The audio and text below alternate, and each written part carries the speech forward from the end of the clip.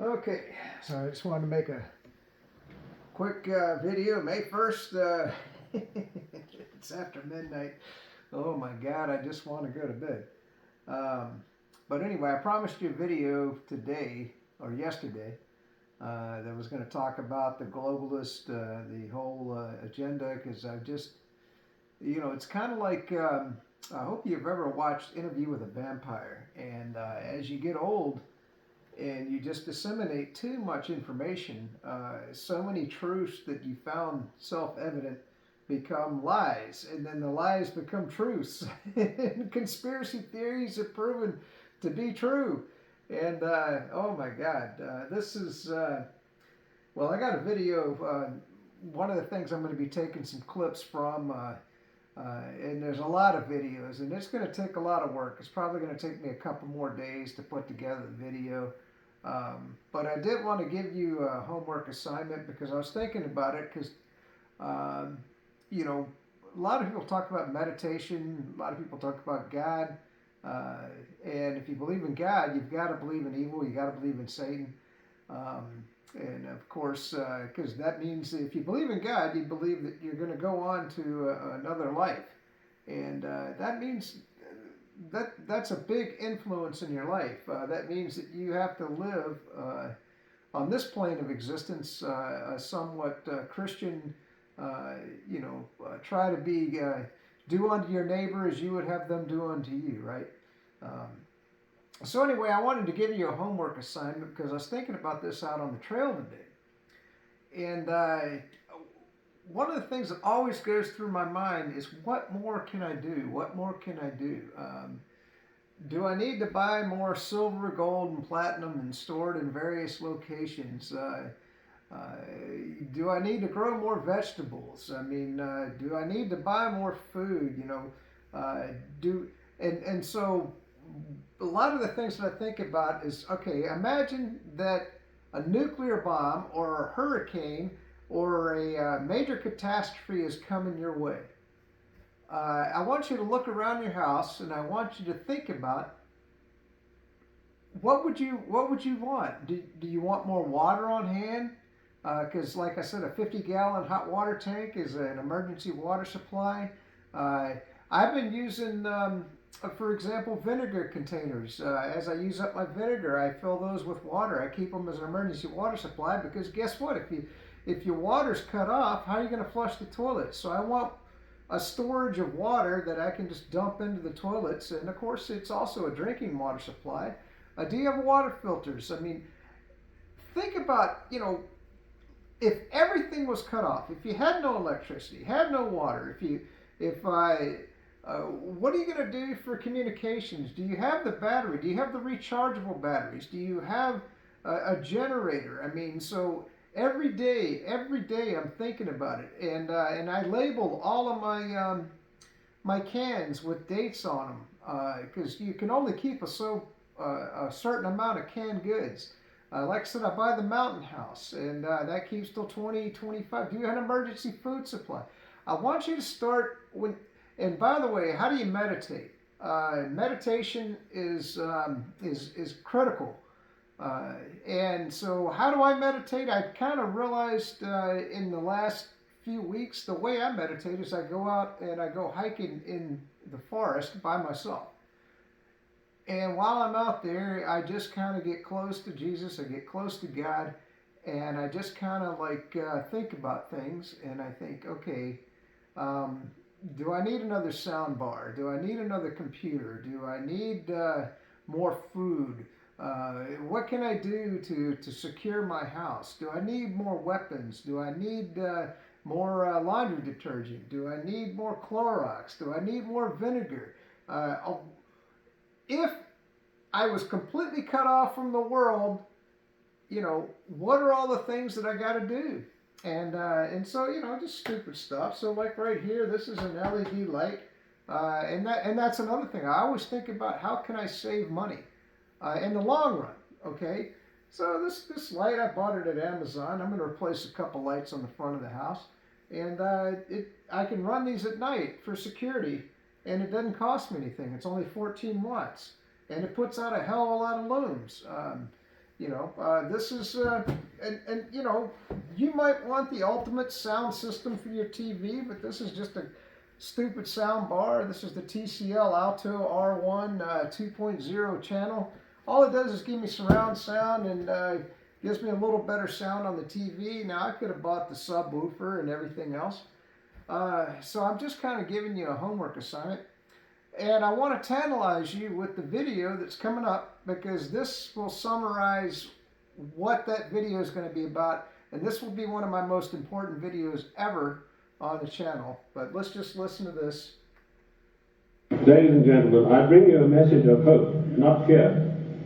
A message that I hope will galvanize us all into much needed action. This is Dr. John Coleman. The problem is quite simple. 1990s. Anarchy and chaos prevails in Washington, D.C.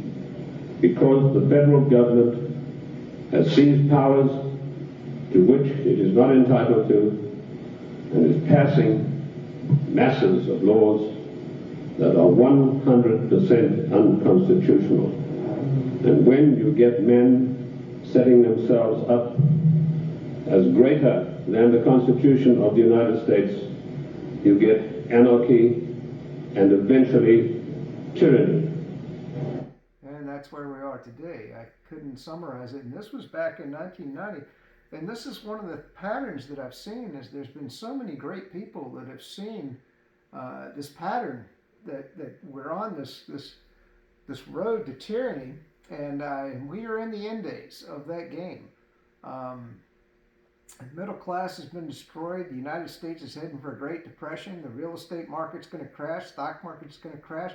The dollar is basically going into oblivion. And if we do attack China, the Pacific Fleet will be destroyed. Our military will be gone. And, well, guess what? You might see fighting on the streets, maybe civil war. I mean, I don't want to paint a bleak picture, but it's taken me 25 years to come to the conclusions that I have come to. And I want to tell you that one of the biggest things I discovered in my work was the existence of a supranational committee composed of 300 men.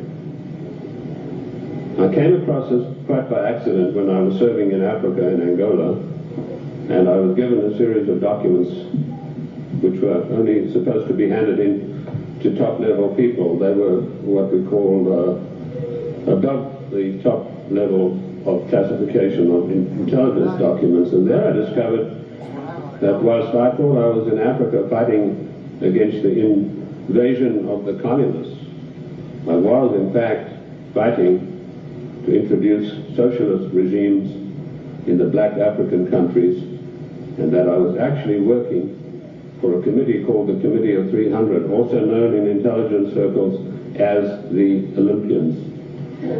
In my book, The Committee of 300, which took 20 years of research, and incidentally, I was... If you ever want to read a book that is just going to destroy you and your view of the world, you got to read this book. It's just kind of like The Secrets of the Federal Reserve that was written many, many years ago. That'll destroy your view of the world.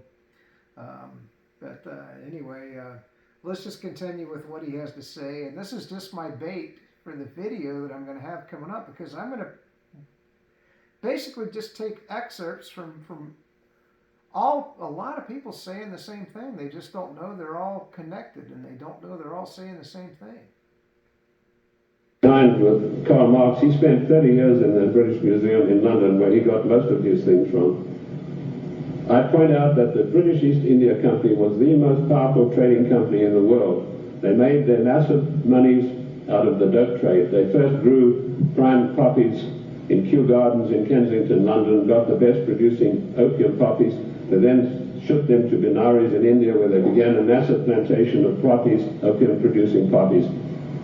They then used their famous tea clippers to transport the poppies in the form of raw opium to China. And by their military force, they imposed an opium policy on China that turned the Chinese nation into a nation of addicts. So isn't it funny how the Chinese nation is turning the United States into a nation of addicts with fentanyl as they ship it across the southern border. And then they bought off all our politicians to help them do it. It's just it's a whole I mean, you want to say these conspiracy theories, but if you want to do any Google search or any research, you'll understand that upwards of 200,000 Americans are dying from fentanyl a year. I'm sure you probably, if you go to work and stuff, you might have seen a story about it.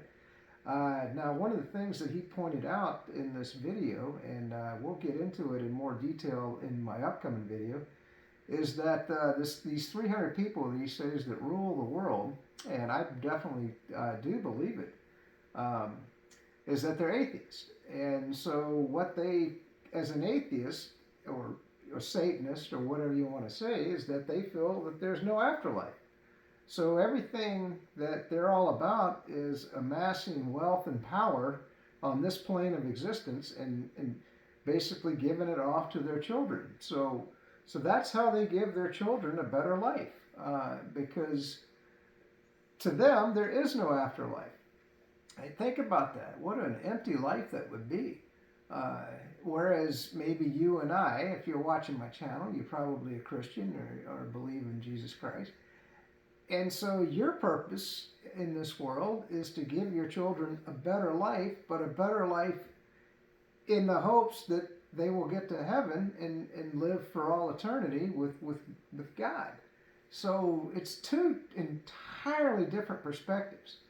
And it's hard for a Christian or somebody like me to fathom what it would be like to just think that this is it. This is your plane of existence. The only power that you're going to have until the day that you die is what you can amass here in this world, in this moment. And that's their thinking. And it doesn't matter how many people die or how many people they kill, how many wars they wage. These things, they have no conscience whatsoever. And these are the people that you're dealing with. Anyway, that's it. Peace out. Stay free. It's good to live in the free Republican state of Florida under the great leadership of Governor DeSanctimonious.